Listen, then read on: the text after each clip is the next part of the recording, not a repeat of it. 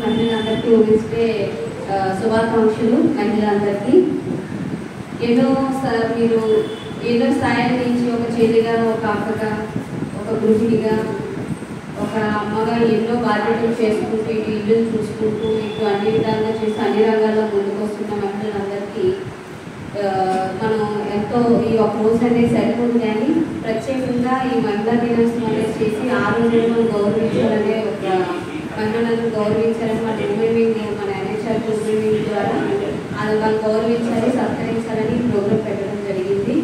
ఇక్కడికి వచ్చిన మన దుర్గా గారు కానీ, మన రాజేశ్వరి గారు కానీ, ఈషా మేడం గారు కానీ, మన గాయత్రి మేడం అందరూ కూడా మంచిగా వచ్చి ఎంతో యాక్టివ్గా వాళ్ళ రోల్ చేస్తూ ఆర్గనైజేషన్లో కూడా ముందుగా ఉంటూ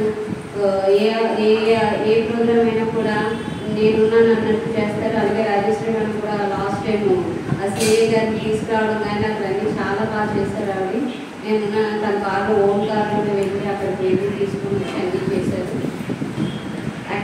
అలాగే మహిళలనే కాదు, మన యాక్టివ్ మన గ్రూప్లో కూడా మన మురళి గారు, కనకరాజు, హేమంత్, మన మీడియా బ్రదర్స్ అందరూ కూడా చాలా యాక్టివ్గా ఉంటారు. దేనికైనా సరే చక్కగా వచ్చి ముందుకు చేస్తూ ఉంటారు. సో ఇలాగ చేయడం అనేది చాలా సంతోషకరమైన విషయం. ఇంకా ముందు కూడా ఇంకా మంచి మంచి ప్రోగ్రామ్స్ చేద్దాము. ఈరోజు ఉమెన్స్ డే సెలబ్రేషన్కి మెయిన్గా ఏంటంటే ఈ ఉమెన్స్ డే 8th ఎందుకు జరుపుకుంటున్నామంటే 1917లో రష్యాలో జరిగిన భారీ నిరసన ద్వారా ఈ మార్చి 8న అంతర్జాతీయ మహిళా దినోత్సవం జరుపుకోవడం జరుగుతుంది.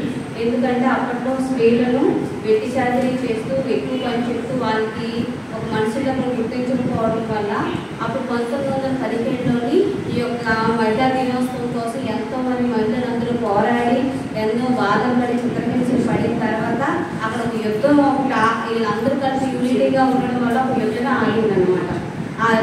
డిసెంబర్ ఎప్పుడైతే జాన్వరి 8న ఎప్పుడైతే ఇచ్చిస్తే ఆ ఫలితంగా దేశంలోని చివరికి యుద్ధం నుంచి బయలుదేరి దెబ్బ పారిపోయింది అనమాట. ఆడవాళ్ళ శక్తిగా వచ్చేసరికి అందుకనే ఆ రోజుని మన మార్చి 8గా ఆ రోజు డిసైడ్ చేసి ఇంకా అంతర్జాతీయ మహిళా దినోత్సవంగా మొత్తం ప్రపంచం అంతా ఆ రోజు మహిళలకు ఒక 8% మహిళలందరూ చేస్తే ఇలా అవుతుందని ఒక రెవల్యూషన్ తీసుకొచ్చారు.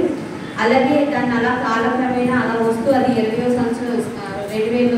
20th సెంచరీలోకి వచ్చేసరికి వెట్టి చాకరీ అనేది కానీ demand for better working conditions అనమాట. వాళ్ళు వర్క్ చేసే ప్లేసెస్లోని వాళ్ళకి మంచి ఫెసిలిటీస్ ఇవ్వాలని కానీ, అలాగే ఓటింగ్ రైట్ కూడా ఇంతకు ముందు ఉండేది కాదు.